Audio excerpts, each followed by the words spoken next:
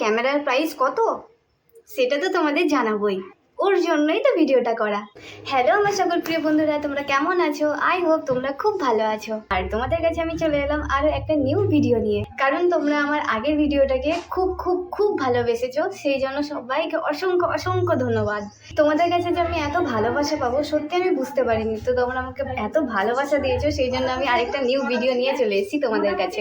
এই ভিডিওটা হচ্ছে ক্যামেরার ব্যাপার নিয়েই ভিডিওটা করছি, কারণ তোমরা আগের ভিডিওতে আমাকে অনেক প্রশ্ন জিজ্ঞাসা করেছো। সব থেকে বেশি যেটা প্রশ্ন উঠেছে সেটা এই ক্যামেরার প্রাইস কত। তো এইটাই আমি আজকে তোমাদের সঙ্গে ডিসকাস করার জন্য চলে এসেছি।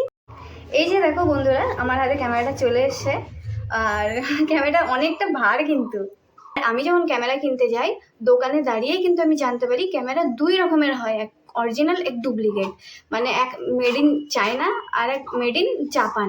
তো আমি নিয়েছি হয়তো মেড ইন জাপান, যেটা প্রাইসটা বেশি ছিল সেটা। আমার মতে বলা হয় যে যদি নিচ্ছি তো সেটা ভালো নেওয়া বেটার।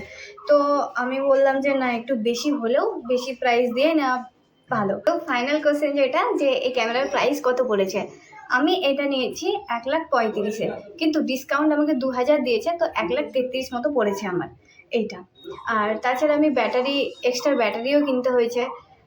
ব্যাটারিটা এর মধ্যে দেয় না ব্যাটারি। আর চার্জার আমি এখনও কিনিনি, চার্জার আমার ফোনের চার্জার দিয়েই হয়ে যাচ্ছে। তো তোমরা দেখবে চার্জার যদি কিনো তো কিনে নেবে।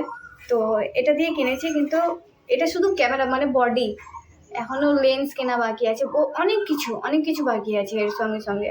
তো এটা আপাতত আমার চলে যাচ্ছে, এখনও সেরকমভাবে ভিডিও বানাইনি, ভিডিও বানানো শুরু করব।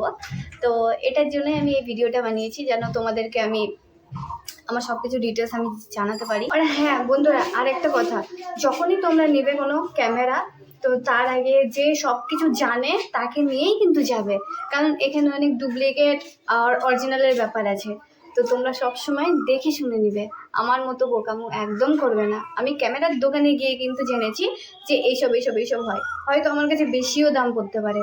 তো তোমরা সব কিছু জানার পরেই করবে।